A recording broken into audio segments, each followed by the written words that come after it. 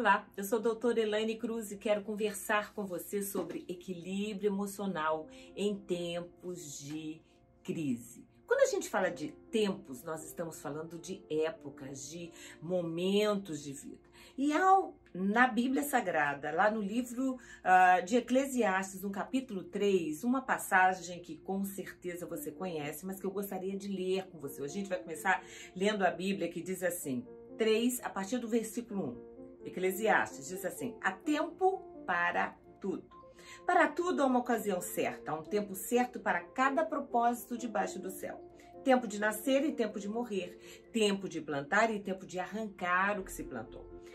Tempo de matar e tempo de curar, tempo de derrubar e tempo de construir. Tempo de chorar e tempo de rir, tempo de prantear e tempo de dançar. Tempo de espalhar pedras e tempo de ajuntá-las. Tempo de abraçar e tempo de se conter.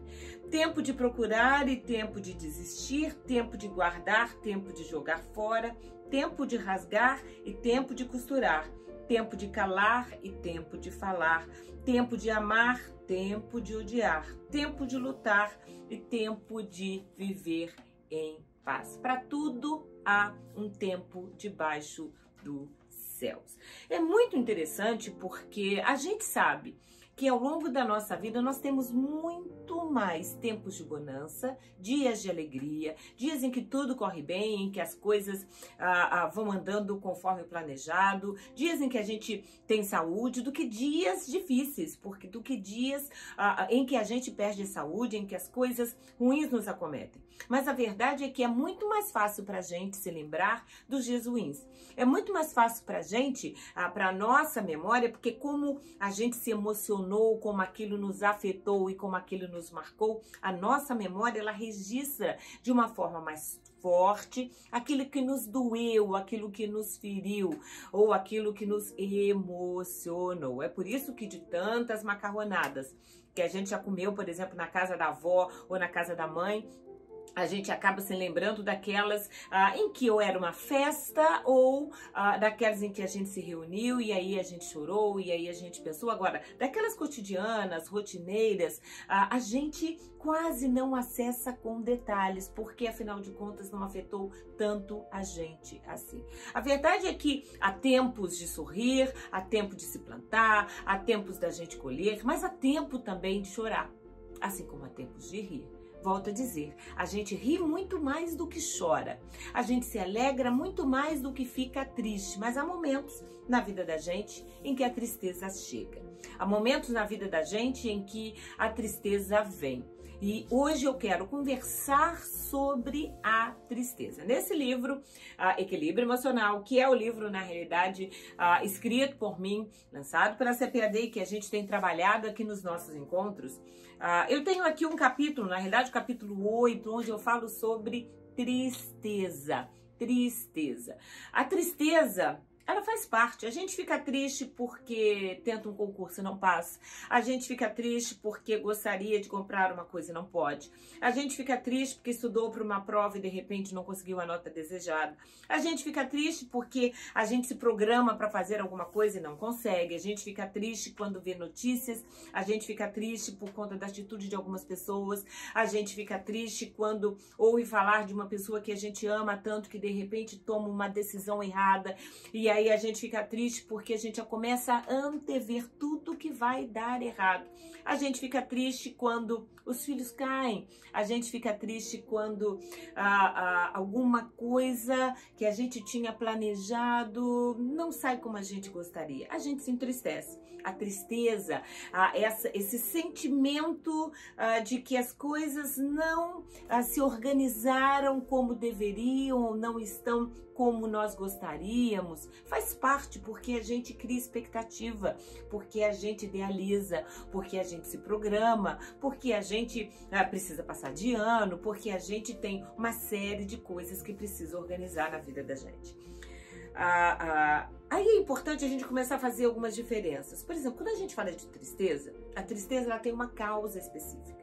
A gente consegue dizer, eu estou triste porque Não passei na prova. Eu estou triste porque faleceu uma pessoa que eu amo muito. Eu estou triste porque algo aconteceu que tirou de mim um pouquinho, pelo menos por um período de tempo, por alguns dias, ou quem sabe por algum tempo, um tempo maior, a alegria, a satisfação que eu vinha tendo até então. A tristeza, ela tem um nome. A tristeza, ela é identificada. A gente consegue saber o porquê que a gente está triste. E essa tristeza que é identificável, essa tristeza que a gente consegue nomear, que a gente consegue classificar, é uma tristeza que faz parte da vida. A gente sempre vai poder, todos os dias, se você quiser, sentar, pegar um pedaço de papel e anotar todos os motivos que você tem para ficar triste. Você vai descobrir que você tem. Você pode estar triste porque está mais gordinho, você pode estar triste porque está mais velho, você pode estar triste porque fulano que ficou de te ligar não te ligou. A gente pode estar triste por um monte de motivos. Há motivos de tristeza. A grande complexidade é que tem gente que gosta da tristeza. Tem gente que gosta de chorar. Tem gente que gosta, sabe, de ter dor de cotovelo. Tem gente que gosta de trazer para a memória aquilo que entristece. Tem gente que entra no seu quarto, no seu escritório, senta na frente de um computador e faz questão de ver as piores notícias várias vezes ao dia. Tem gente que gosta da desgraça. Quem não conhece pessoas que quando acontece um acidente, aquela é a primeira pessoa que vai pra rua, que vê, e aí sai ligando pra todo mundo. Tem gente que adora quando alguém falece, essa pessoa sai ligando pra todo mundo dizendo, mas fulano morreu, ciclano morreu, sabe? Tem gente que gosta de trazer más notícias e tem gente que gosta de tristeza. A tristeza ela é assimilada, a tristeza ela é aprendida. Uma criança, por exemplo, que convive com pais sempre tristes, que sempre vem o lado negativo das coisas, que estão sempre com um olhar mais pessimista sobre a vida, são crianças que são mais tristes, que sorriem menos. Pessoas também que convivem às vezes em lares onde apanham muito, ou que se magoam muito, que foram muito machucadas ao longo da sua infância, são pessoas que podem sorrir menos. Porque existe a tristeza do nosso cotidiano, das coisas que não dão certo. Mas também, infelizmente, existe a tristeza que outras pessoas plantam no nosso coração. Que outras pessoas tentam, ao longo da nossa vida, afligir para nós ou em nós. Então, é importante que quando a gente fale de tristeza, que a gente possa olhar para a nossa vida e entender o seguinte, a gente tem, e todo mundo tem, motivos para estar triste. Todo mundo até pode ter motivos para ser triste. Estar tem a ver com momentos, mas tem gente que se agarra a essas situações e faz da sua vida uma tristeza. É muito interessante quando a gente vê, por exemplo, a história de Isaac, né, e Rebeca. A Bíblia diz que Esaú, o filho mais velho, se casa com mulheres, e a Bíblia diz que isto causa tristeza, traz desgosto à vida deles, porque literalmente nós somos afetados pelas coisas que nós fazemos e nós somos afetados pelas escolhas de outras pessoas. E viver implica muitas vezes em a gente ter momentos tristes em que a gente vai chorar, em que a gente vai literalmente desabar diante de Deus na nossa cama, chorar no travesseiro, não importa. A gente tem Neemias, por exemplo, que quando chega ali a notícia da cidade abandonada, dos muros derrubados, a Bíblia diz que quando ele consegue voltar para Jerusalém, ele vê toda aquela desolação e a Bíblia diz que ele se senta por alguns dias e chora de tristeza. Ele sabia por que estava chorando, ele estava olhando os muros, ele sabia qual era o motivo da sua dor. Mas sabe a coisa mais interessante? Ele não fica chorando, entristecido a vida toda. O passo seguinte à tristeza é a gente entender o seguinte, a tristeza tem que ter um tempo para acabar. A gente precisa delimitar o tempo da tristeza. A gente precisa decidir, olha, até aqui ela vai, mas daqui para frente eu não vou deixar mais. E aí a gente começa a agir para que aquela tristeza, na realidade, traga pra gente motivos pra gente escolher, alterar, modificar e até mesmo, por que não dizer, alterar quem nós somos. Eclesiastes 7, versículo 3 diz assim: a tristeza é melhor do que o riso, porque o rosto triste melhora o coração.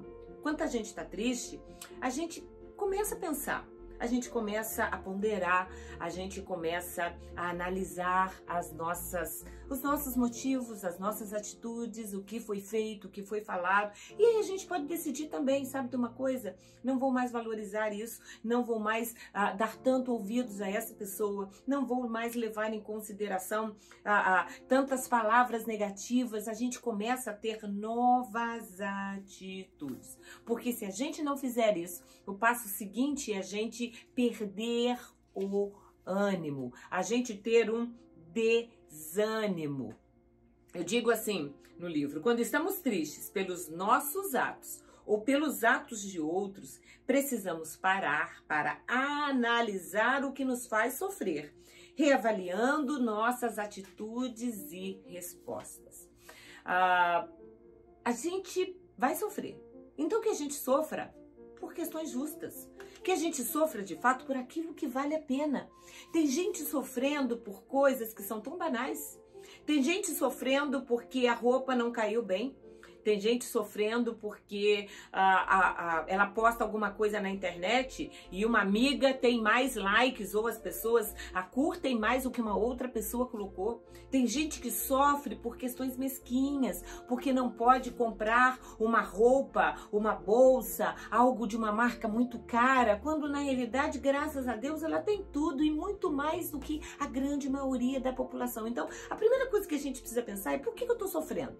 Eu tô sofrendo porque eu gosto de sofrer, eu tô sofrendo porque eu faço questão de ficar remoendo na minha cabeça aquilo que eu ouvi, aquilo que me feriu e aquilo que me machucou, ao invés de trazer à memória as coisas que nos dão esperança. Eu digo aqui, muitos são os momentos da vida em que nós literalmente só prosseguimos porque a gente confia no amor e nas promessas de Deus para nossa vida.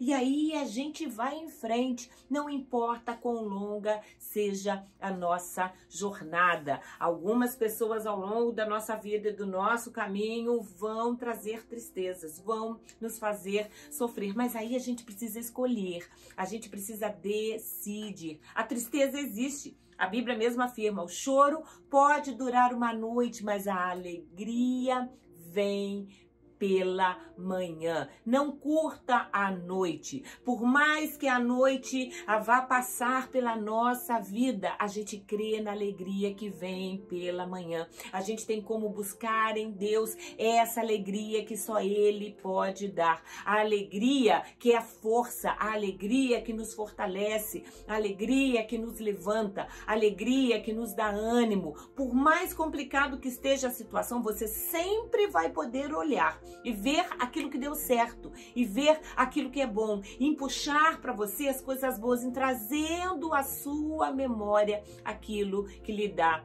esperança. Então, mesmo que você tenha sido criado com alguém que sempre viu o negativo, mesmo que você muitas vezes tenha que conviver com pessoas tristes, pesarosas, difíceis de conviver, decida ser alegre. Paulo, quando escreve aos Filipenses, ele diz: eu aprendi o segredo de viver contente em toda e qualquer situação. Ele está falando ali de dor, ele está falando de morte, ele está falando de dificuldade, mas ele aprendeu a um segredo. Por mais que a gente tenha momentos tristes ao longo da vida, por mais que seja importante muitas vezes a gente aprender e reformular a nossa vida a partir deles, ainda assim que Deus nos ensine a lição de aprender a viver contente em qualquer situação. Paulo ainda diz: mesmo que seja passando necessidade, mesmo que enquanto afligido, eu decido. Você pode decidir aprender a viver contente. Olhe para a situação olhe para a crise, mas não deixa que ela defina a sua vida, que o amor de Deus, que a alegria que vem dele, que a paz que excede todo entendimento é que possam definir a nossa vida, o nosso estado de humor e o nosso equilíbrio emocional. Deus te abençoe.